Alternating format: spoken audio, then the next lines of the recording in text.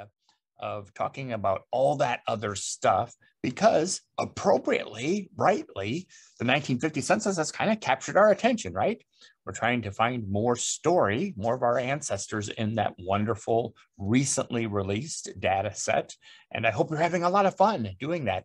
But it made me think about all the other stuff, all the other enumerations, all the other census, small c census records that we all have access to that I fear we don't use very often, or at least not often enough. So I hope you will kind of take some tips and maybe renew some ahas that you had in the past, like, I need to check these again for other family members that I have found since checking them the first time or the 10th time. I call this presentation plus presentation. That's why you see those kind of obnoxious 3D orange pluses.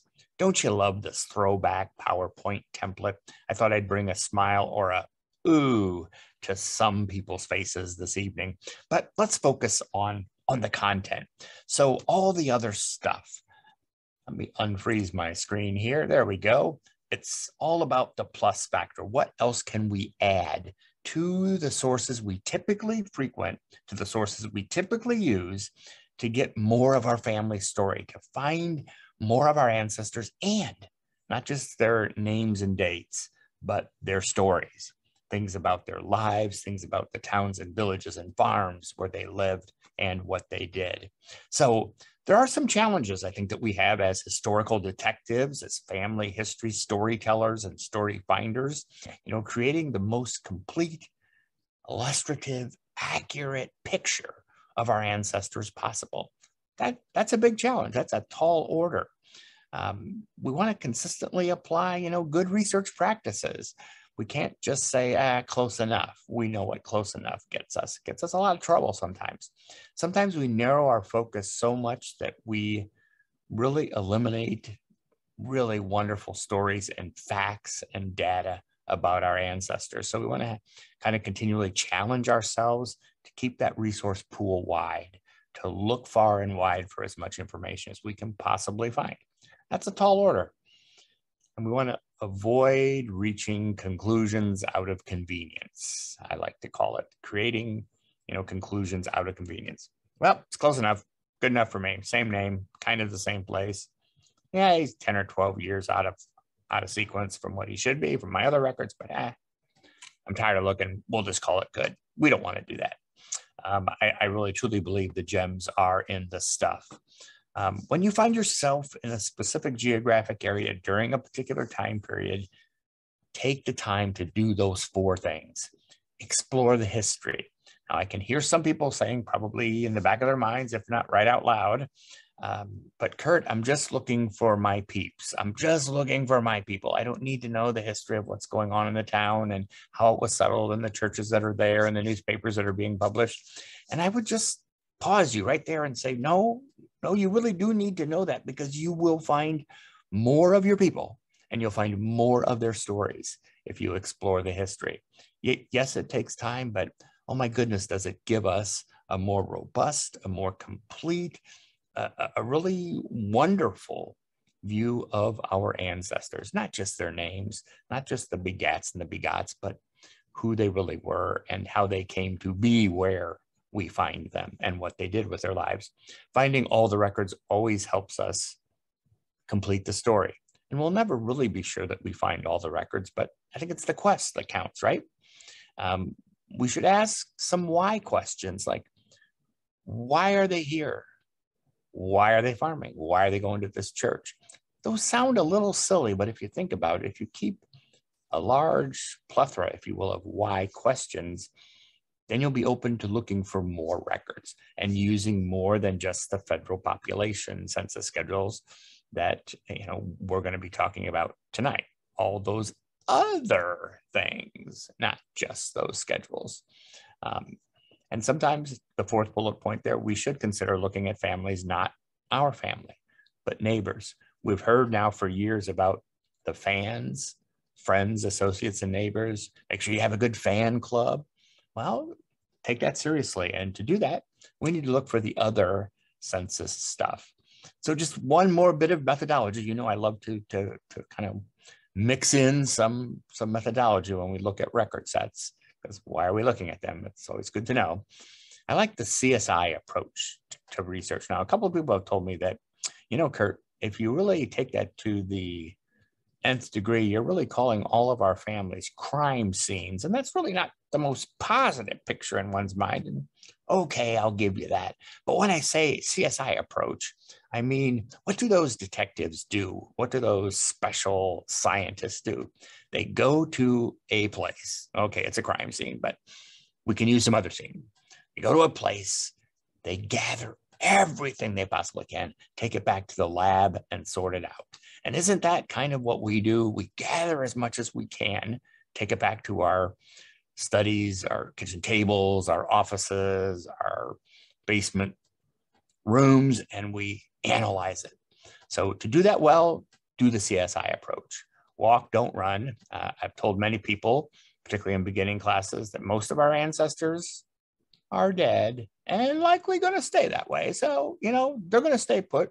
Let's do a methodological, nice way to get to them, gathering all their stories. Always look around. So I found this record, I found the federal census record, I found a tax list. What else might I find? Is there a state census? Is there some other role? Is there some other enumeration? Work from the big picture to get the details. Don't just focus on the details, and go back and forth. Big picture, small picture, big picture, small picture. What do I mean by that? So you have an ancestor that's living in, let's say, Allen County, Indiana, or let's say Walla Walla, Washington, and we find them on the federal census record. Aha, we have evidence they're living there. First thing that should come into our minds is, what other types of enumerations?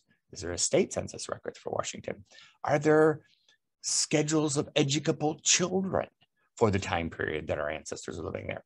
What kinds of taxes did our ancestors pay? And can we find them on tax rolls? What kinds of land records are available? So we need to go from big to small and then back to big again. Gather all the evidence, analyze it. And, you know, like the CSI agents do, you know, sometimes getting a little, for us, figuratively dirty. Look around, don't just keep to the one path: birth, marriage, death, census, birth, marriage, death, census, but look around, get a little messy with our research as far as, well, I'm going to look in this silo. I'm going to look over here. I'm going to do this kind of a search in Ancestry. Or maybe I should not look at Ancestry all the time and do my heritage or find my past. Just as a small aside, that's one of the golden things about the Genealogy Center. When you come here, you get the expertise of our colleagues. You get a fantastic physical collection, and you get an amazing number of online resources. So that's my technology tip for this evening, rounding it up with, not technology tip, I should say, methodology tip. There we go. That's the word I was looking for. Let's round it up with the genealogical proof standard. What's the first of those 5 elements? Reasonably exhaustive research has been conducted. We will not be doing reasonably exhaustive research if we haven't looked at other than federal schedules. So let's do that. Census stuff. There's more than just population schedules and more than just people. So let's take a look at these records. Oftentimes over the years, when I mention, entice, persuade people to look at these non-population schedules, they say, well, but you know, they're really all that other stuff. That's why I dreamed up the title, Other Stuff. And I don't really need those records because I'm really looking for real genealogical data. Well, I just think we need to get over that, right? So why were agricultural schedules taken? They were taken in conjunction with the federal population schedules. And the whole idea, you'd almost think they were made for us family historians, because they're to detail the type and the quantity of goods and products that were grown on farms, entities that were bigger than a family garden. They didn't want to know about everyone's family garden. So this is a schedule that's made for us who are interested in knowing all of our family stories, right? Okay, they were farmers, but what did they farm? How much value was it? What did they put into their farm? Oh my goodness. There's an amazing amount of information that's available, discernible, discoverable to the careful researcher. Find out more about one's ancestor. So some of these screen captures from online are not the greatest in the world, but I think they'll at least show our collective point, or my point this evening. So this is an agricultural schedule, and I just want to do the next several slides real quick just to show you, where my cursor is moving around here, how many columns of story, okay, how many columns of data are the agricultural schedules showing us? Acres of land, livestock, 1850, we're moving on from 9 through 19, moving on from 20 to 30, wool, peas, Irish potatoes, sweet potatoes, barley. Oh my goodness. If you haven't ever looked at these before, this is an awful lot of information, right? 46 columns of story, of data about our family. Of course, not everyone is filled because farmers don't grow every possible crop. But now we know if our ancestor was a farmer in 1850, like, oh my goodness, we have a better part of the story because we know how much of what they were growing. And I can't help but think that there's not a person in this presentation this evening that wouldn't really relish knowing that extra bit of the story. This is just a wider snapshot of look at all the columns of data for Steuben County, just north of Fort Wayne, about an hour, an agricultural schedule for this particular county.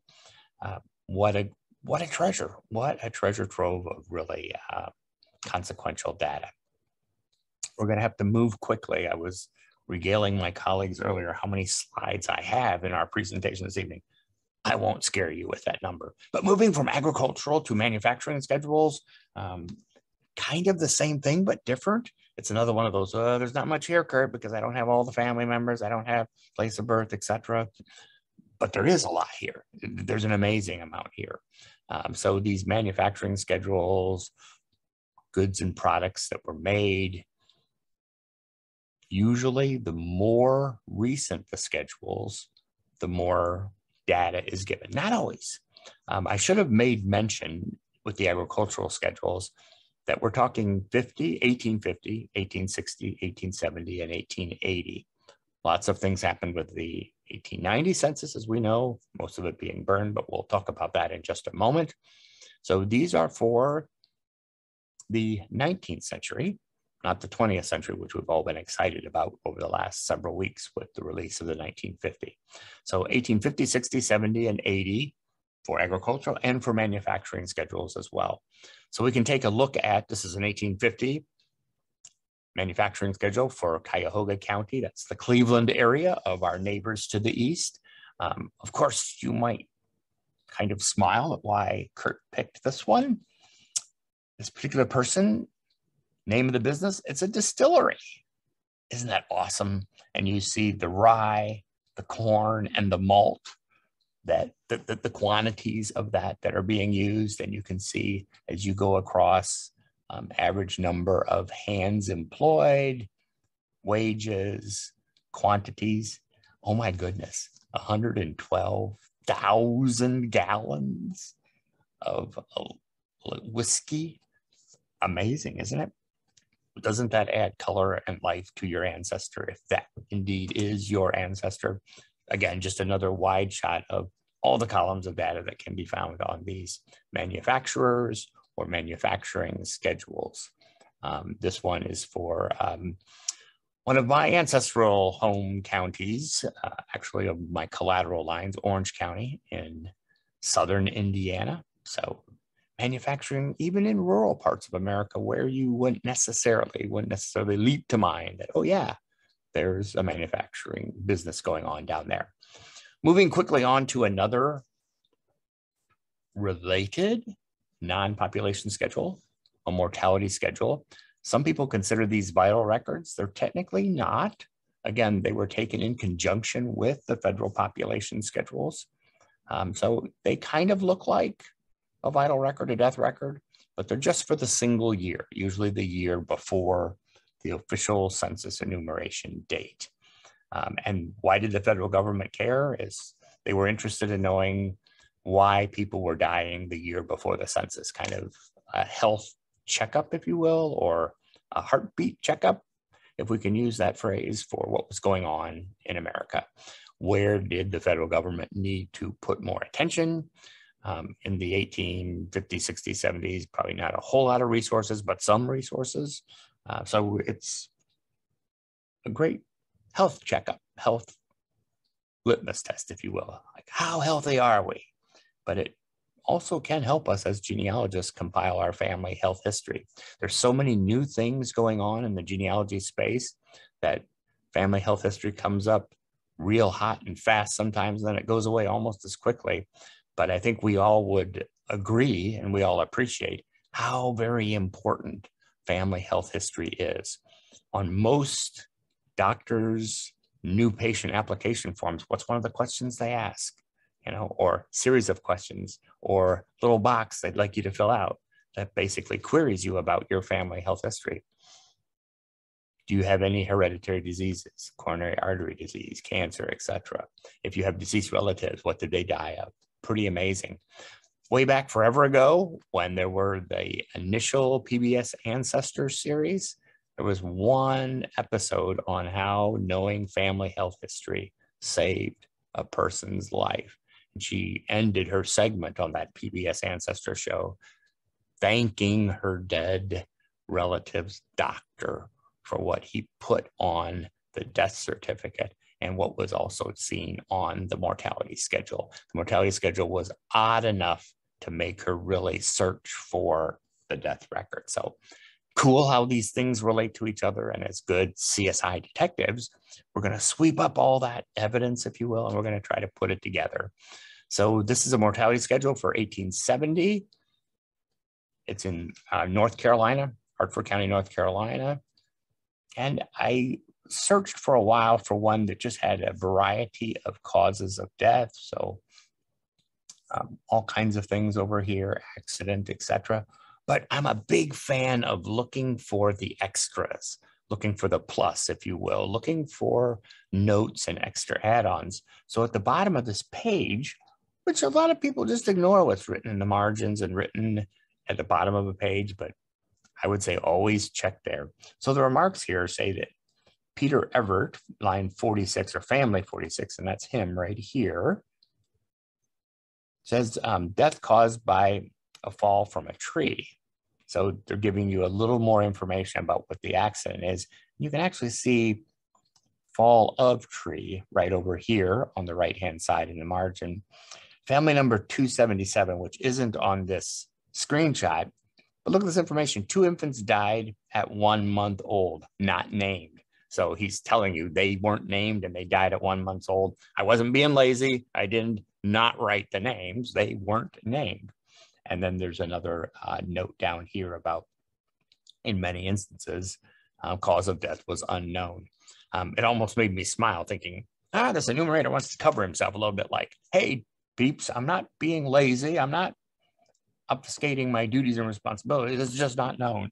But always look for the notes. There's so much gold in those extras. So we have just, it's just fascinating. If your ancestor lived in an area, and some of you might think, okay, Curt, you're really stretching it on me here, and there's no need to do that. Even if you don't find your ancestor on a mortality schedule, if they were living in a place at a time, why not just glance through it for cause of death? You might learn more about your family's story, even if they're not on the mortality schedule by, hey, what was going on in the town, in the township of the county where they were living in 1850 or 60 or 70 or 80. Amazing stuff. Looks kind of like a census record, death record combined. How many days the person was ill, what they died of. And again, I look for a shot of some, fits. What's a fit? Well, we could explore that if we had more time this evening. How do you like these 3 more senior individuals, Jacob Floyd, Hannah Butman, and Mary Floyd? And they all died of old age, right? 85, 91, 82, and then old age over here on the right. One was ill 28 days, one 42 days, one day. At the bottom of this page, the enumerator must have taken an interest in articulating more information about this particular threesome. So he writes, Jacob Floyd, Hannah Butman, and Mary Floyd were all born in the same house in which they died. Neither of them, or more likely or more correctly, none of them ever had a physician, which I assume meant a physician, until 1 week before they died. The above I learned from their friend, or from their friends, Darius A. Martin, and then the NB, the note well, note bene.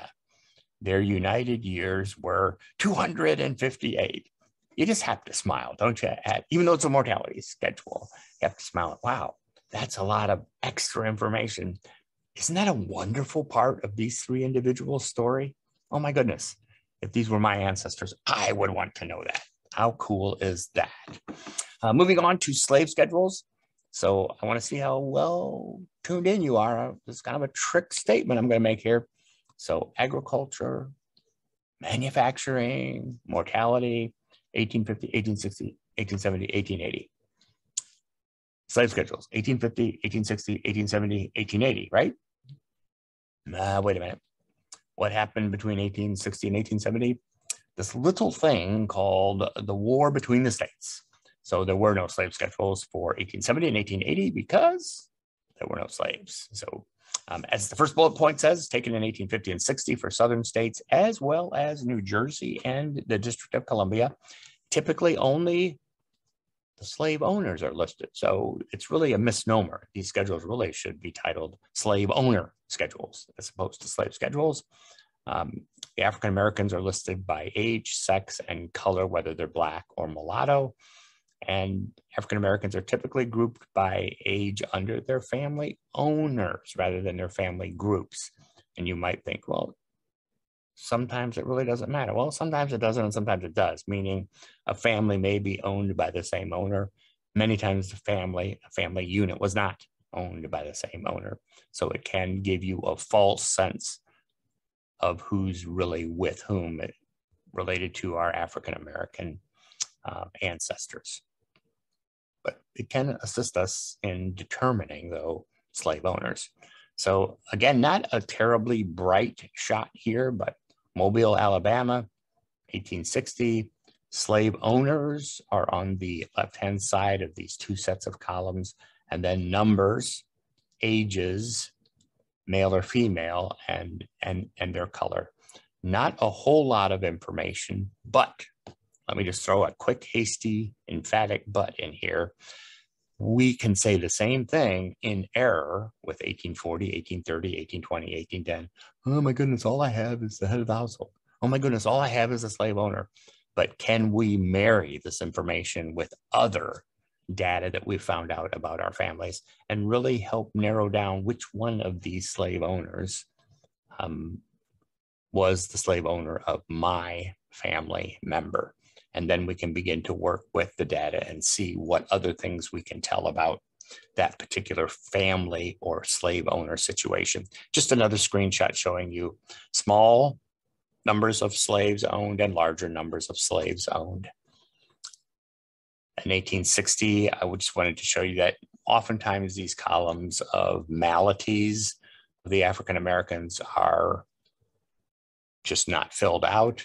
Sometimes they are. This one says blind. So the 75-year-old female, the only slave of this particular individual, is listed in the schedule as blind. The few slave schedules where the slaves are actually named, and you can, this will be recorded, so this will be available on YouTube. You can quickly write this down, or you can look at Oprah Winfrey's book that was published now well over a decade ago. One of the few things, I shouldn't say few things, one of the few things that people just ignore in her book is how much data and how much fact is in her book about tracing African-American ancestors. And she correctly lists in her appendices for that book the 3 counties in 1850 and the 5 counties in 1860 where the slaves were actually named along with their owners. And this is one page for a particular county where these are all of the slaves that you see here where my cursor's moving up and down, their ages, etc. And just another close-up of such a page. So moving on to social statistic schedules, 1850, 60, 70, and then in 1885, we don't have enough time to plunge into why 1885, not 1880. But oh my goodness, there's so much out on the web for free. Digitized National Archives publications, legacy and contemporary publications, we could easily find that out, right? So social statistics, I have to admit, my favorite schedule. And when you look at one, if you haven't looked at one before, you may say, huh, that's really odd, Curt, because there are no names of people on these social statistics schedules. Why in the world would you say this is your favorite schedule? Because I try, sometimes I fail, but I try to be a CSI type family historian. I try to gather all the data and I try to find tips and clues and hints in supposedly, or at first blush, unrelated, here comes a technical term, stuff, right? So knowing what's going on in the town where your ancestor lived, oh my goodness, can that open so many doors for you to find that person, that family group's complete, whole, total story. It's amazing. So yes, it is my favorite schedule. And we'll take a look at why in just a few slides here. This is Dade County, no, not Florida, Dade County, Georgia. It's up north of Georgia by the Tennessee line. And you might say, oh, who cares, Curt? Well, look at this one just corner of one page of this social statistic, hard for me to say, schedule. Over here on the left-hand side, valuation, etc. And then over here, annual taxes. There's state tax, a poll tax, a school tax, pauper tax, county tax. Not exactly sure what this is. Free person of color tax. What do all these taxes really mean? For me, they scream record, record, record where you might find your ancestor if your ancestor is living in 1860 in Dade County, Georgia. It's like, hey, have you looked on the state tax rolls, the poll tax, the school tax, the pauper tax, the county tax? There should be, or let me correct myself, there may be, who knows if they survived over a century and a half, but there may be tax records that will further evidence our ancestors' lives. So why not use these social statistics to go after them? Again, a pretty faded slide, but I boxed it in orange. So you can see again, state tax, county tax, looks like farm tax, bridges tax, school taxes. So in this particular county, Henry County, Illinois, for 1860, all these taxes were collected. Again, it just says, Curt, if you're searching Henry County for 1860, you might want to look for these taxes and see if you can find more data about your particular family member. Notice as we're going across for this Henry County, we're into column 18, 19, 20, 21, newspapers and periodicals. Wouldn't you like to know all the newspapers that were published in the place where your ancestor was living at a particular time? With all the newspaper digitization projects, with newspapers.com, with newspaperarchive.com, with Chronicling America at the Library of Congress, every day we have increasingly greater shots of finding these papers online. And oh my goodness, wouldn't that be wonderful to read the papers near the time that your ancestor was living in an area? Scooting over here to religion. Looky here, as Curt says with delight. If your ancestor's living in a place and you say, I really don't know if he, she went to church at the family, I don't even know what churches. Well, here you go. Social statistics. Listed here are 7 different denominations. There are 5 congregational churches, 8 Methodist Episcopal churches, 3 Swedish Lutheran churches, et cetera, all the way down to 1 Christian church. So I know that's a big field to begin trying to see if your ancestor was listed in vestry minutes, in building rolls, in membership rolls, in communicant rolls. But hey, they've just at least given you what denominations are in this particular county during this particular year. oh my goodness, what a treasure trove to begin saying, what would make sense for the time period, for what I know about my family history so far, for where I think my family may have hailed from in the old country. There's all kinds of ways we can apply intelligence to these various denominations. Oh, notice, let me scroll back up. Notice what isn't here. So like there's no synagogue, there's no Roman Catholic. So if that's in our family tradition, again, applying intelligence to this, where would these people have worshiped?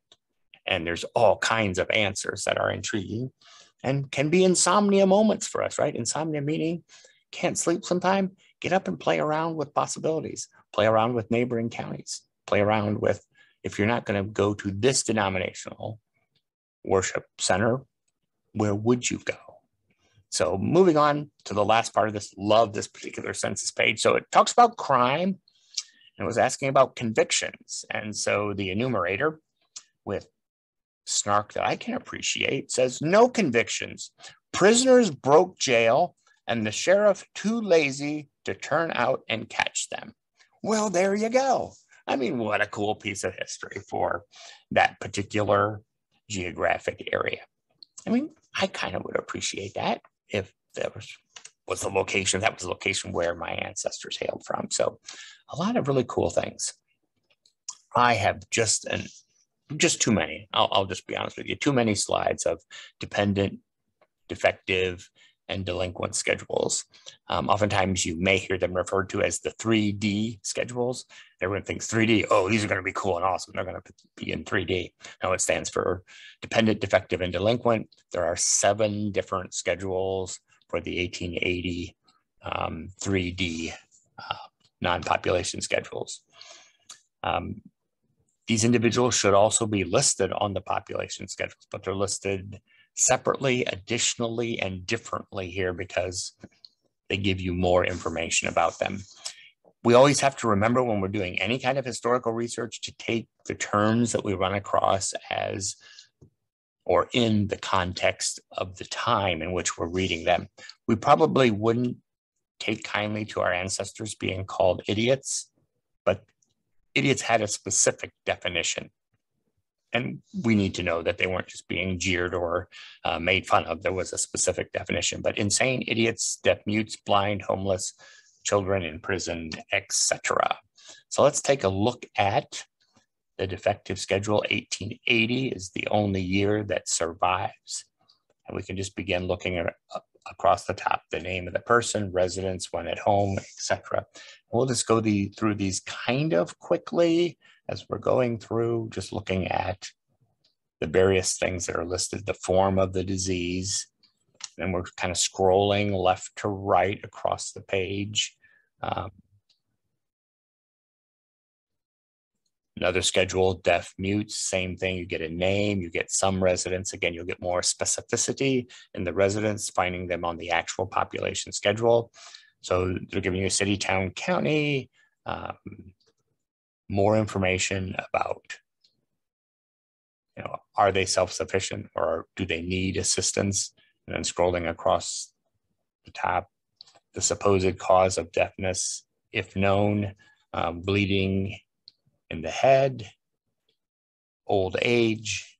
We can find health tips, if you will. Deaf mutes looks a lot like the blind special schedule, residency, supposed cause. Has this person ever been an inmate in an institution for deaf mutes? If yes, name the institution. How golden is that if we have an institution that we can further look for?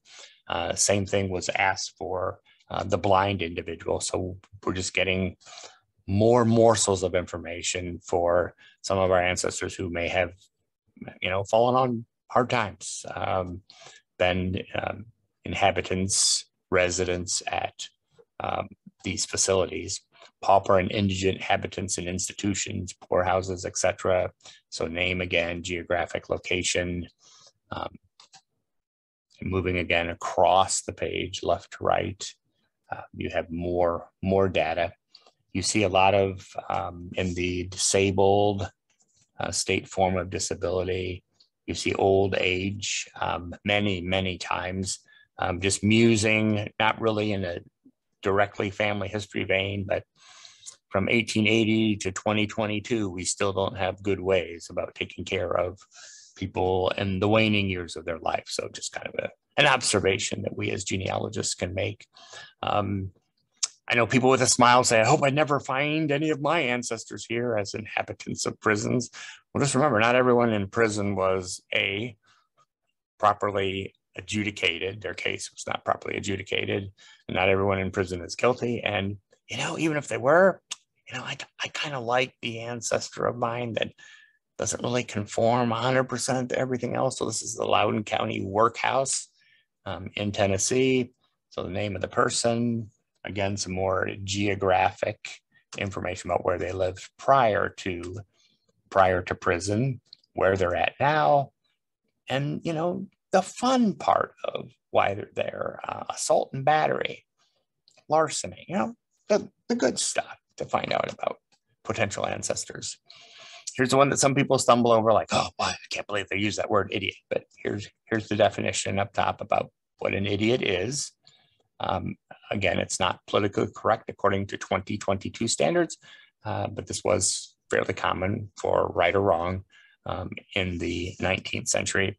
So we get a little of, again, really good contextual information about these individuals. It adds to our knowledge of who our ancestor was if they were in these institutions or were identified with these ailments, with these maladies. So here's the blind school. Again, I'm going to go through these quickly just to save us a little bit of Q&A time at the end.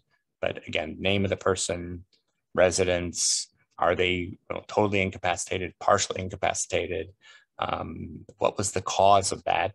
A lot of government entities looked at cause a lot. They wanted to know, again, it's kind of that health check. So what are people being incarcerated for? What are people being in hospitals, asylums for blindness, for other deaf mutes, other health reasons? And can we learn from that? So we're going to quickly go to the 1935 Census of Business, schedules of motor trucking for hire. That's one of several censuses for businesses. I just threw this in here as a nice little extra. And of course, I'd be looking for those nice little comments from the enumerator. So the need for this particular schedule grew out of the Depression. It's the same reason why there were extra questions on the 1930 and 1940 census records. Name, address, race, type of operation, in this case, trucking, because it's a schedule of motor trucking for hire. And you get the signature of the owners. So here's James Robinson going down the schedule. Not a whole lot of information, but a wonderful contexting information. Look at all the employees he had. None for every category here. So what that tells us is this is a one-person operation. This person is trying to eke out a living doing this. So continuing on this particular schedule, love this comment. Respondent keeps no books. Figures given are all estimates. Federal government loves to hear that, right? I don't keep any books, just kind of around this number of profit, etc. The Hudson Sand and Gravel Company, here's the owner, a little bit of address, location, mining of sand and gravel. So we know from the schedule, from a trucking schedule, what the business is really, really all about. Only by sale of contractors is how makes his money, which to some people might say, again, doesn't keep really good records, but that may not be true. 1890 veteran scheduled, 1890 veteran schedule, half of it burned. Only the second half of Kentucky through the end of the alphabetical listing of states survive. The 1890 census, how unfortunate that it did burn in the 20th century, because it was really a robust schedule. It was clearly after the war between the states, clearly after Reconstruction, Clearly, veterans that served in the war between the states on both sides were dying at increasingly high rates. So it just provides so much information. It was a beautiful census, and it was such a tragedy that it was lost. But we're not going to cry over that. We're just going to try to see if we can make some lemonade out of the sour lemons that a fire are destroying this amazing enumeration. But the veterans schedule, extraordinary efforts were made to really have it be as comprehensive as possible. Many of you have probably looked at this, so this is kind of old hat, a refresher to you. The name of the surviving soldiers, sailors, widows, etc., their rank looks kind of like a military record, doesn't it? All that great military information. And this is just continuing on down that page of the various columns.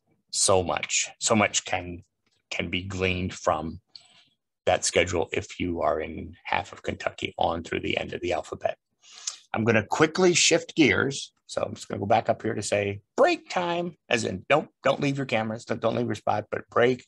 We're going away from the non-population schedules at the federal level, okay? And in 5 minutes or less, I hope I can just entice you with some other things. The others that are listed on the bottom of page 3 of your handout, other places that have or that we can find enumerations, right? So this page, the last page of the federal surviving 1890 census, we're going to go into state census records. They really tend to complement their closest federal counterpart, and they're typically taken in the in-between years. So 65, 75, 85, 95. Typically have some extra pieces of data, so I want to show you a few extras. And not all states conducted state enumerations. I was already well up in my slides, so I didn't create a slide, but I really wish I should. I really wish I had, because I think I should have. But please note on the second half of page 3 on down toward the bottom is a bibliography, and the top 2 items I have highlighted in yellow because they're really important. Number 1 is the periodical source index, Percy, that Allison pointed out at the top of the hour, top of this program hour. Oh my goodness, there's so many special schedules, detailed, described, and actually transcribed or abstracted in periodicals. Oh my goodness. To use bad English, you can't not use those. Those are golden, those Percy articles. Secondly, there's a great publication, a 5-volume set. Look in your local library for it. William Dollarhide, which is kind of a name in the genealogy space, done a lot of talking over the years, writing, publishing, solid guy. 5 volumes of special state schedules, enumerations, etc. And he paints a beautiful context. So I don't have a bibliography slide, but you have almost perpetual access to that handout for tonight. So please have at it. So let's just go on to a first schedule. So this is a first example, I should say. Nebraska. Not many of us probably have ancestors in Nebraska, but you don't know. And if you do, man, this schedule is going to be good for you. 1885. So again, it's in the in-between years. Looks kind of like its closest federal counterpart until we go over to the right, columns 24, 25, 26. Notice that they are recording not Germany, they record just England, but where there are German towns known, they give the name of the town. Oh my goodness, how often does that happen in our research? And how often would we like that to happen in our research? This is the New Jersey 1895 schedule. Why do I point out an 1895 schedule? Because sometimes we consume ourselves with crying over the fact that the 1890 federal census was destroyed by fire. Well, sometimes an 1890s, plural, collection of city directories, or an 1895 state census schedule can kind of fill in for that missing 1890 federal schedule. And that's how our CSI, scientific investigator minds, need to work. So other important enumerations, we see enumerations all the time in the form of city directories. The companies actually even call them enumerations. Well, we didn't enumerate that particular town in this county, or in the front page of a lot of Polk City directories, you'll find all the small towns enumerated with the big city like Detroit or Chicago or Indianapolis, or even the big city of Fort Wayne, right? So there's all kinds of directories. We'll take a look at some of those in a minute. What about militia lists? What about school censuses? I mentioned that again at the top of this program hour. Records of children, tax lists, registers of voters. And there's just all kinds of other stuff. There's that technical term again, stuff, right? So it's the Kane County, Illinois directory. Notice this is not common necessarily in contemporary directories, but you have the person and in parens, the individual's wife. And you say, yeah, that's not a big deal. Well, it's an enumeration with the significant other. I love the 1825, which I don't have a screenshot of, and the 1840 Cincinnati census, because they were taken at a time where the federal census didn't tell you where the person was born and or hailed from. But look here in the 1840 Cincinnati directory. All those are where the person was born. O for Ohio, GER for Germany, VA for Virginia, PA for Pennsylvania. So, oh my goodness, the 1840 Cincinnati City Directory is giving you more morsels of data than the 1840 federal census for Cincinnati. So some of these are really amazing.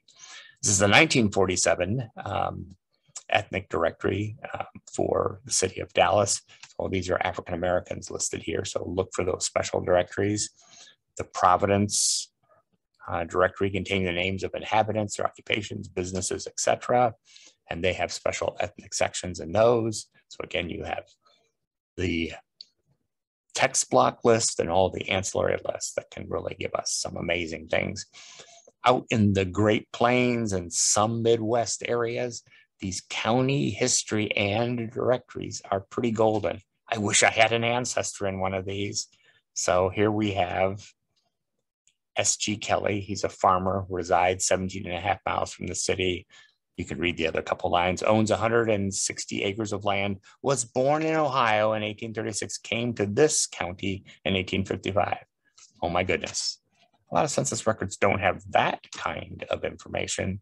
And just another example of, in this Illinois directory, tells you where he was born, tells you when he came from the county.